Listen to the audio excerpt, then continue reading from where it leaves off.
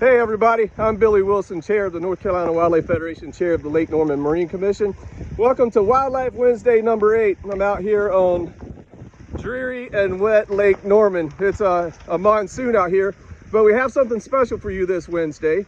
The Lake Norman Marine Commission, in partnership with Duke Energy, the North Carolina Department of Environmental Quality, and Charlotte Water are deploying grass carp to control an exotic weed known as hydrilla that's caused lots of issues on Lake Norman. And today I'm with Drew with the Department of Environmental Quality, supervising scientist Brett Hardis with Duke Energy, and retired scientist Ken Manuel with Duke Energy.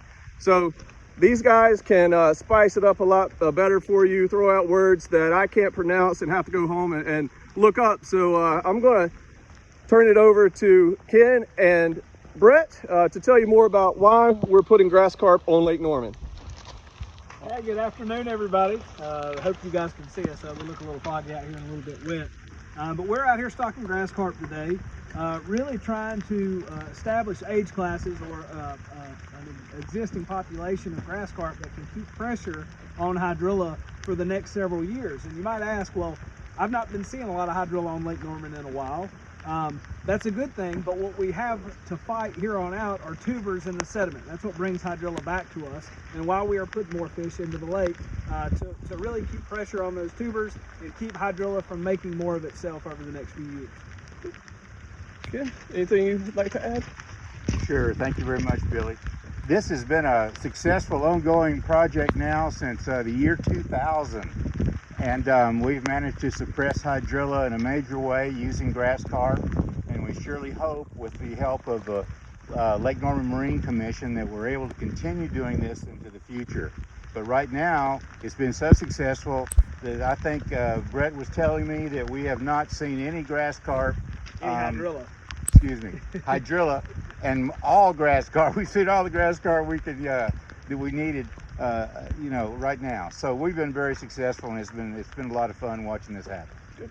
So guys, we're also going to be conducting a study to look at the mortality rate of grass carp to help us determine how to stock in the future. Can you tell us a little bit more about that study and when it'll be conducted and the purpose of it?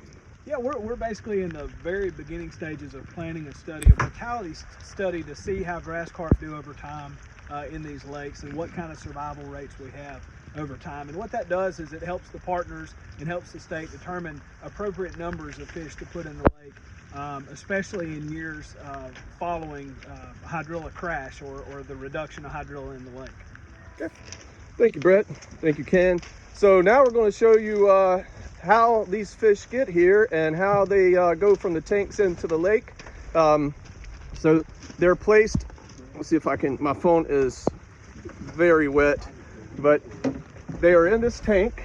Go around to the other side of the truck. And if you've seen other videos during past stockings, you know, sometimes they are delivered by semi, but this time with a smaller stocking, we're using these smaller tanks. So they take the grass carp from the tank and escort them down to the lake. As you can see, they gently place them into the water after they have already acclimated them properly to get them adjusted to the temperature. And they seem very active and healthy and swimming away. Thank you, Drew.